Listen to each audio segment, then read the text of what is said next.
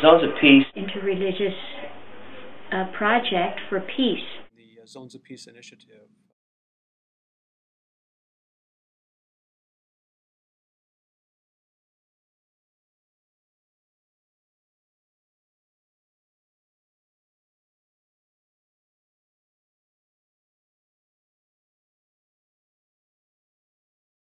I was asked by the diocese to represent the Catholic Church in this interreligious project for peace.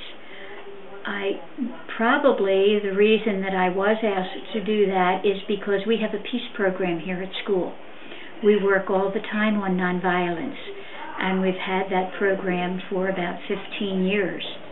And so we initially became involved in the Zones of Peace initiative because we were invited by the Religious Leaders Council of Philadelphia to participate, and we believe strongly in collaborative initiatives with other faith-based communities, other churches, in initiatives that help to encourage all of us to become more peaceful, law-abiding, nonviolent. We're faced with some very our bishop, Bishop Richard F. Norris, invited us as a congregation that he saw as being positioned to respond because of our interest in the area of violence and helping to stem the tide of violence in the city. It's something that our congregation has been very interested in getting involved in. I go to the dentist.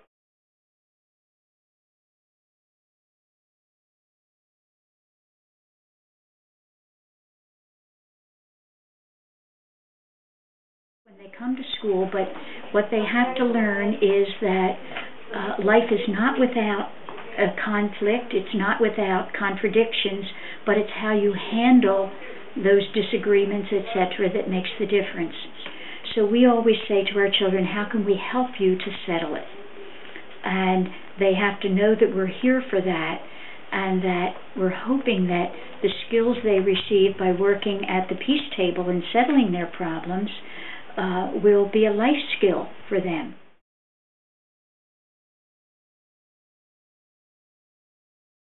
Peace, and so we prepared a lesson called Finding Peace Through Forgiveness, and we asked the members in the area to use a Monday evening in March to talk about this very, very critical issue, where how can we increase peace within ourselves and within our homes and within our neighborhoods, within our communities, by being more forgiving of others, being more understanding, being more patient, by expressing love, by allowing people to get on with their lives. And so this is something we've done, and the response has been very, very favorable. We're planning to have a time of healing and prayer for those who have been impacted directly by violence. So a time of remembrance for those who have been slain or injured, but also a time of support for those who have been impacted.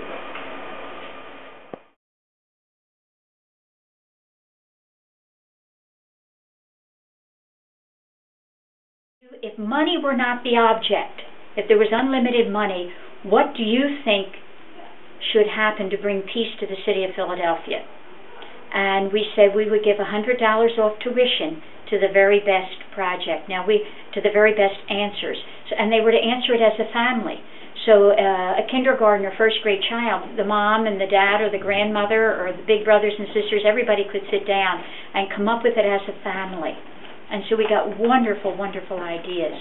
And you got a feel for what they saw as the problems in the city, what they saw as some of the solutions, and what they hoped. And so what we'd like to do is try that. Sister Janice is going to take care of the parish part of it, like the school part, and maybe do that this month or next month. Okay, well, we decided that we would use a program within the church, which is known as a Family Home Evening. Family Home Evening is an event that takes place on Monday evenings in most Latter-day Saint homes, where a family gathers together, mother, father, children, or a mother and a father, a husband and wife, or a mother with her children, where they will have a lesson. They'll have activities. They'll begin with prayer and end with prayer, and we teach and learn gospel principles in our homes, lessons that we need critically in our lives. And so we decided that we would encourage or invite members of the church in the Delaware Valley to talk about peace. And so we prepared.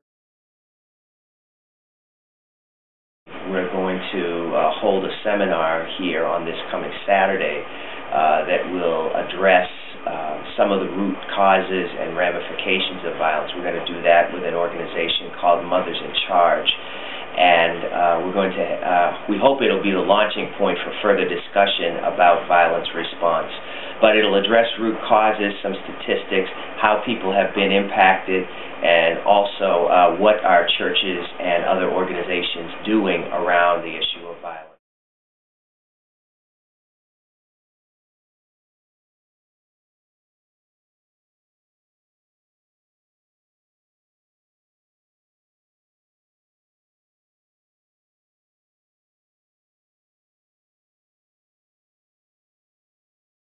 There is going to be an interfaith peace walk through this neighborhood, and our church is going to be one of the stops on the peace walk. And it's other denominations, but we're the Catholic Church that's going to be the stop on that peace walk. So we're going to have, if we have the announcement out through the parish, through all the congregation, and then our peace assembly, and the reading of some of the proposals that parents and families came up with, and then the next day the peace walk. We have, first of all, a community group that meets here, and also several other outreach groups that meet here, that we're going to conduct a community survey asking the question how people have been impacted and affected by violence.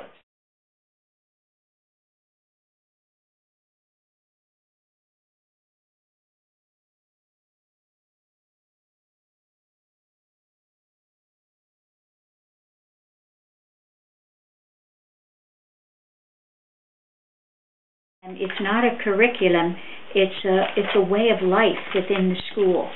Now, we're working on it. We're only one little group, but we do think that it makes a difference in the lives of our children. And we're willing to share this. I've shared this with everyone on the interfaith group.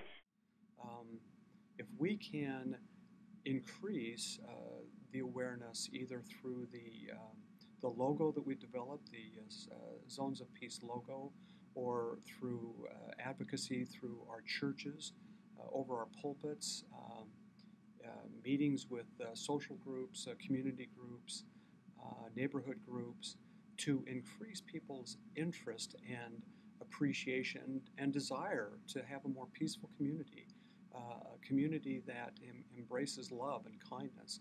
Now, that may sound a little naive, but I really believe that people want to work and operate and live in neighborhoods and communities where we have more respect and more thoughtfulness and more kindness. And so I see the Zones of Peace as being the genesis of a lot of different activities. Well, I think that Zones of Peace has tremendous potential here in the city of Philadelphia because of the tremendous interest in healing our city, and it's really something that congregations, no matter what particular group it is, can really come together on. We may have differences in terms of our beliefs, but the need for peace is something that we all hold in common, and it's something that we can really work together on. And because of that, it has the potential, because of the draw of the different congregations, it has potential of reaching, impacting, and engaging so many people through all of our congregations. So I'm really looking forward to more congregations becoming places of refuge around the city where people feel safe and they feel like they can come and